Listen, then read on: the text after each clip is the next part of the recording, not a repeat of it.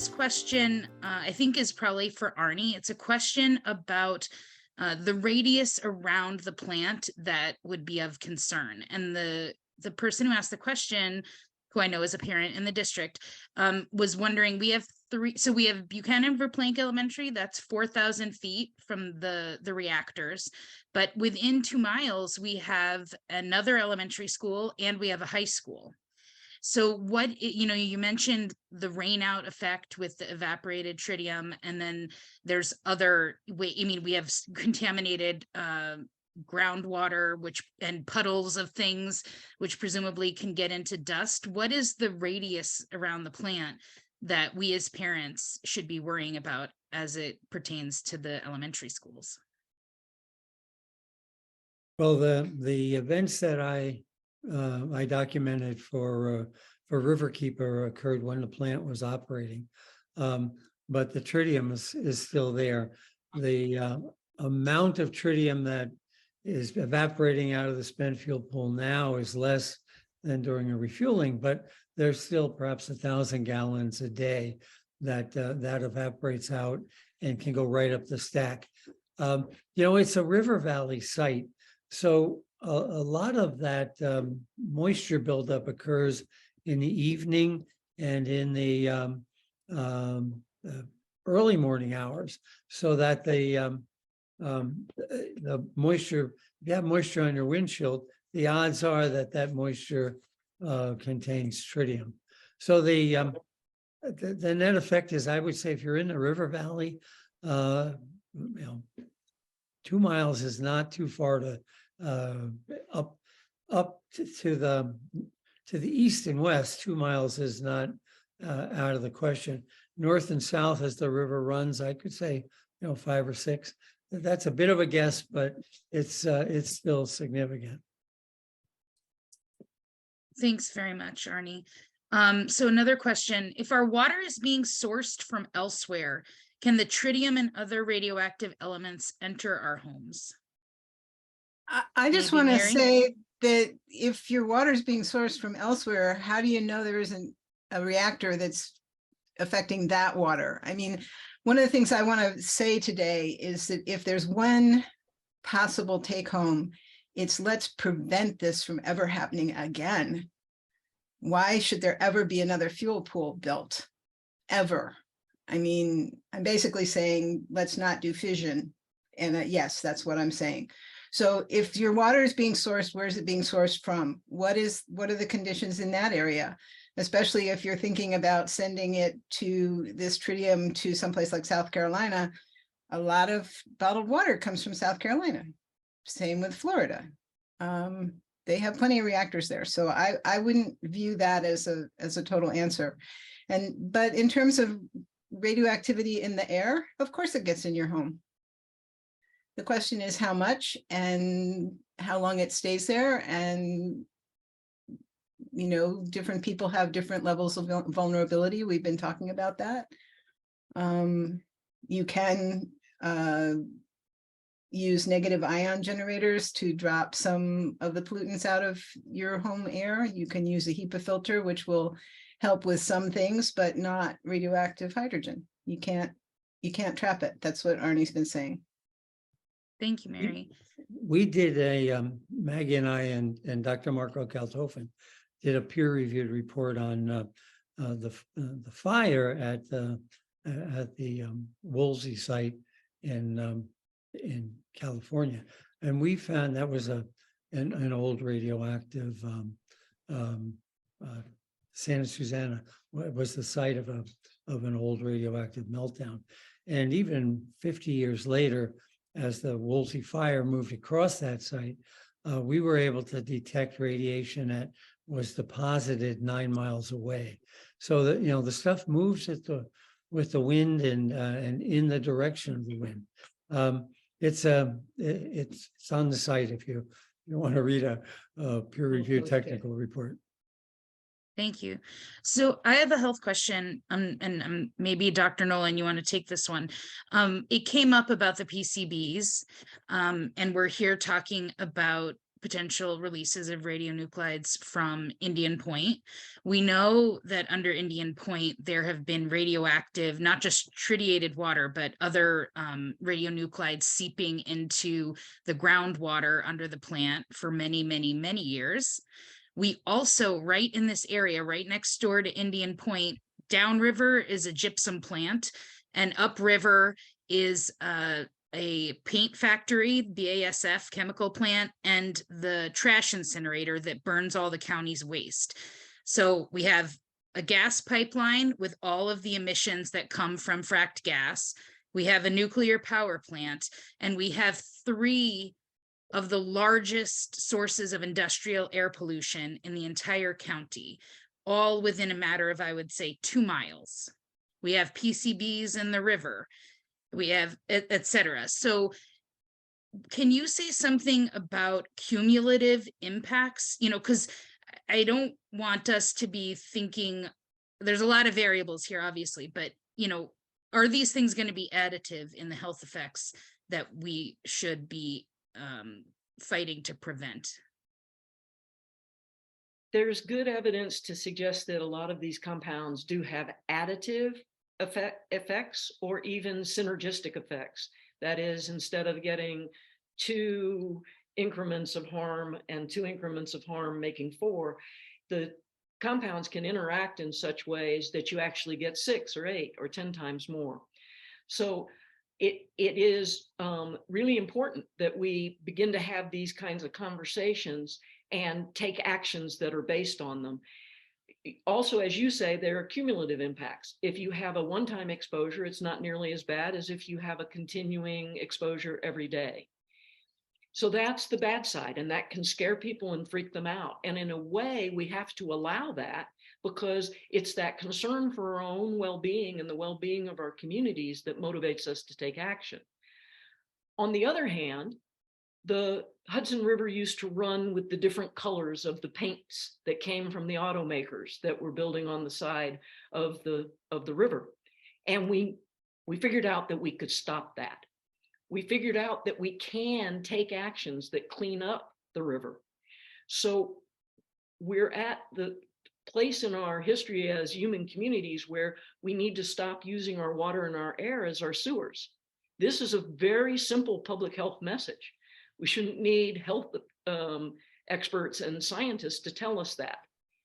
What we do have, though, is a lot of kind of legacy regulations and legacy protocols for dealing with these issues. And so what we can do with putting our efforts and focus on this is really look at where there are contaminations that rise to those higher levels that are going to be ongoing, and to keep each one, to pull them back. No new contaminants. That's why pollution as the solution, dilution as the solution is pollution. We can't do that anymore because we already know we have so much there that's harmful. And we don't know when we're going to tip something into a synergistic type of situation in an individual, or even in more than one individual. So we have to be frightened. If we have to have our attention on this, but we also have to calm ourselves and say, okay, what can we do? And if the existing contaminants are high enough, we need to take those actions that Mary Olson was pointing towards. Put in HEPA filters, put in Brita filters.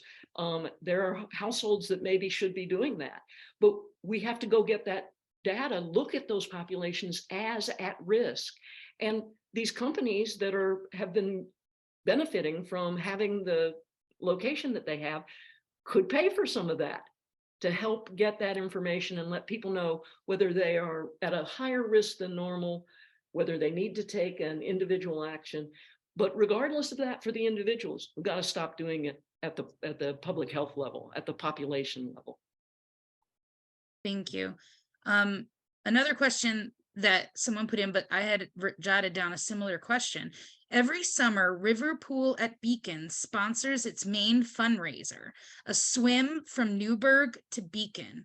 100 to 200 people participate. If Holtec dumps tritiated water into the river before the scheduled swim this summer, should the swim be canceled? And honestly, I don't know that we would know they dumped because they refused to, they've mentioned August, they want to dump, but that if they can, they'll do it sooner. And they were not seemingly inclined to reconsider, which is why we're having this event today. But so anyone with like feel that their expertise lends to an answer to that?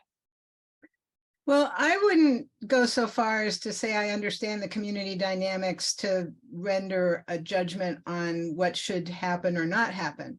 But I think there should be disclosure. And I think everybody who might choose to participate should be fully informed as to what that disclosure is. And if anybody wants me to review such a thing, I would be glad to be one of the reviewers. I certainly don't have the expertise to write such a thing, but I'd be glad to participate in helping the community to take hold of, I mean, part of all of this has been the ways in which society has not been willing to have these conversations. And so I applaud this organization and this community for coming together to do this. And yet we know that there's a lot of other people who are not here today who need to be also informed. So I encourage that to be an opportunity to educate one way or the other. Anyone with anything else to add, Dr. Nolan? Well, the cleanup of the Hudson has been such that we can have those kind of events again. And so it's tragic to be asking this question of whether now we have to go back. And perhaps Professor Gunderson could speak to whether or not there are any measurements. Is there a way that we could evaluate the safety of that situation? Or do people have to fall back on the precautionary principle? Certainly drinking the water would be worse than swimming, but there are exposures that can happen from being in water and having exposures on the skin or inhaling as you're swimming. So it's a question that comes with, that's a reasonable question to ask.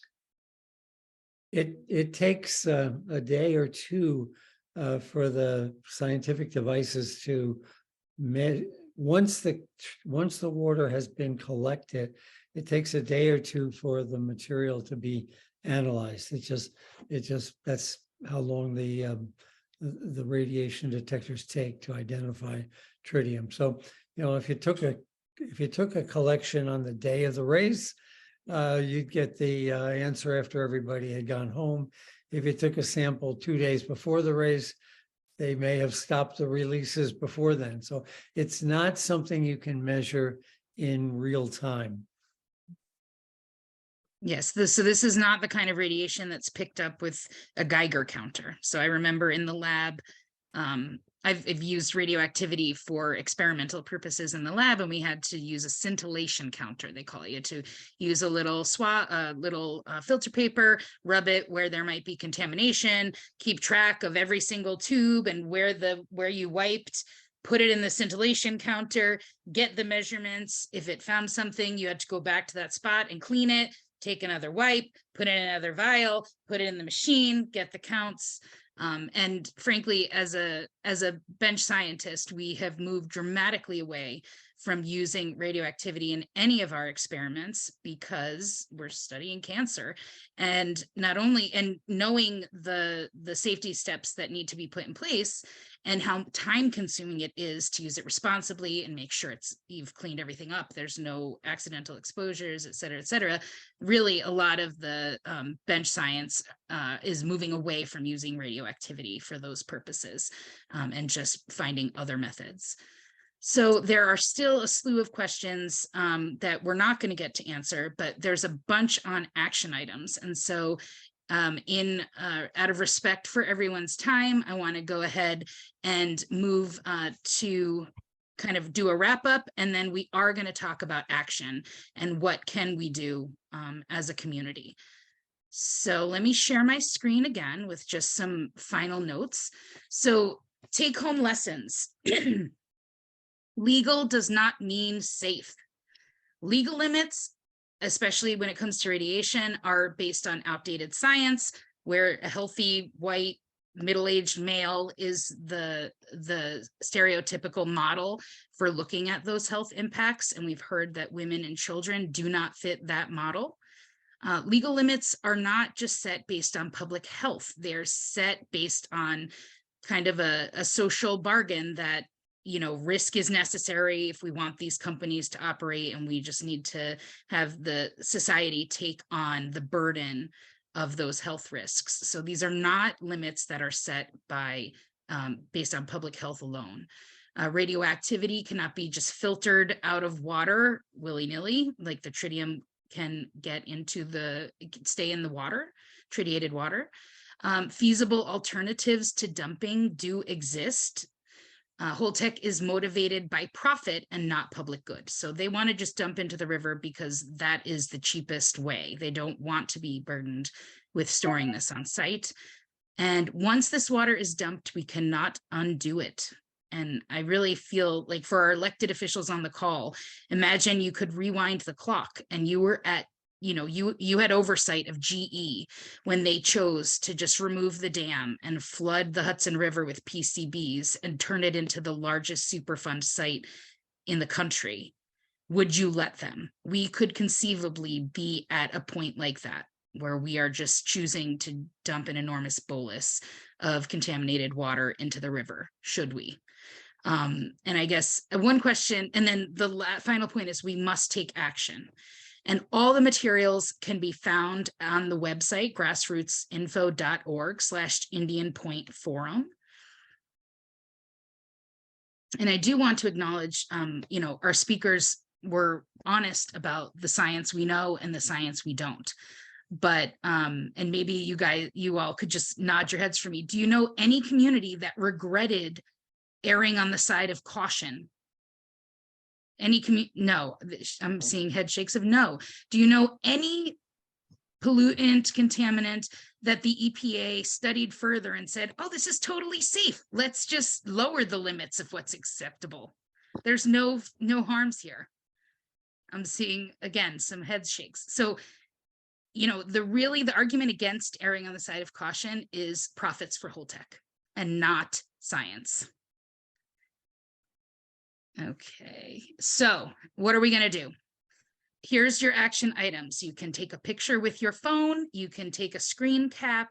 We will be emailing this information out after the forum, but here's what we're going to do. We need to, you know, rattle some cages and really shake our elected officials out of complacency. Call Governor Hochul. We have representatives. I don't think we have representatives from her office. We have representatives from Senator Schumer's, Senator Gillibrand's offices, and several of our legislators, state legislators, and assembly members. Get on the horn, call every one of them. This oversight of this plant and this decommissioning, we are lucky to have a decommissioning oversight board. And there's a lot of scrutiny on this site and this plan, and much more than in other places because of the advocacy that we've all been doing.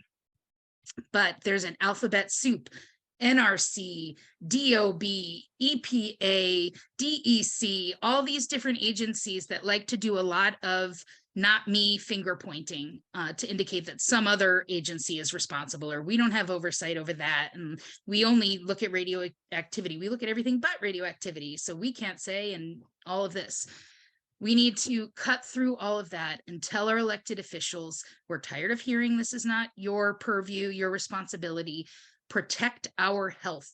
Stop the discharge of contaminated water from Indian Point Nuclear Power Plant. Do not allow the dumping of this water. Holtec would argue it's not dumping, it's releasing, but we all know what that is. That's semantics. So, so definitely get on the phone, call these elected officials. We have both state and federal because of this kind of alphabet soup, that NRC has oversight over discharge of the radionuclides, but New York State DEP, sorry about that, DEC has oversight over some of the other types of water releases. So we are just going to rally all the troops and tell them they need to step up and do this. You can also advocate for your municipality to pass a resolution opposing Holtec's dumping of radioactive wastewater into the Hudson River. And if you go to that website, www.grassroots.org/Indian Point Forum, you can find a link to today's iteration of the forum. And there will be language there of a draft resolution. take that language, email it to your mayor, your common council, your village board, and ask them to pass this resolution.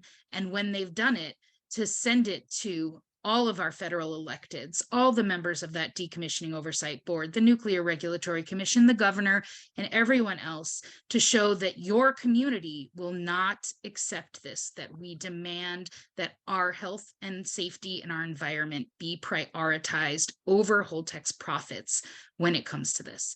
And information from some concerned parents in the school district.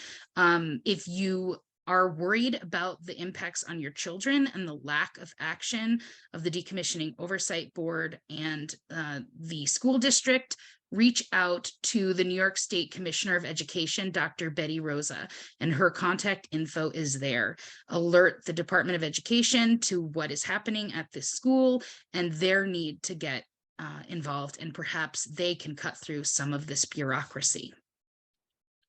And so I just want to close by having us not forget, this is our river. This is our home. These are just some of the images, when I was thinking about the river that I thought of. So our commercial fisheries have already been decimated by those PCBs. You see the warning sign, and they specifically, who's on that sign? Mary Olson and Dr. Nolan, but women and children and pregnant women. To not eat the fishing crabs from the river because of the PCBs. We see commercial shipping up and down the river. We see recreation on our river. We see the marina in Verplank. This is our river. It's already not restored from the PCB contamination, but we don't need to make that situation worse. And we can protect it for all of us, for commerce, for our environment, for the recreation that we do there. And I do want to thank all of our sponsors who helped. We had well over 200 people on this call today, and I'm sure we will get many, many views to the replay of this video. So thank you to all of them for helping share this information on this forum. I also want to sincerely thank Doug Wood, Ellen Weininger, Tina Bongar, and all of the other folks that are behind the scenes to make this happen. I know it's my face that is on your screen right now, but I really they propped me up here, and they did all the legwork to make this happen. And I'm very grateful as a community member and as a fellow activist. And with that, I would like to thank you all for coming to the forum. Apologize that we did not get to all of your questions, but hopefully this will not be the last forum, and hopefully our elected officials will do their job and our Decommissioning Oversight Board will do a better job of communicating to our communities. So thank you all very much for coming today. And I'm just going to back up to our action items because that's really key. Attending this was informative, but we're trying to shake you out of your complacency and get you to do the same for others. So thank you all on behalf of all of our co-sponsors, and thank you to our speakers, our county executive, the electeds who attended. We know who you are, and we're going to follow up with all of you. So thanks everybody for attending. Have a good day.